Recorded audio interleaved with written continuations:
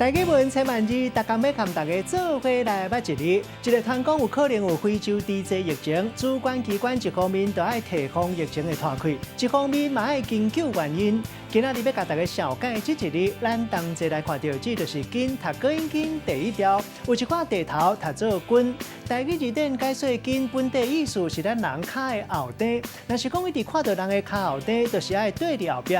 分开来讲，都甲人对意思，像讲甲人对调调，就会当讲是甲人金调调。另外，这个金嘛有伫边啊注意看的意思，像讲照顾细汉囡仔，就爱金咧。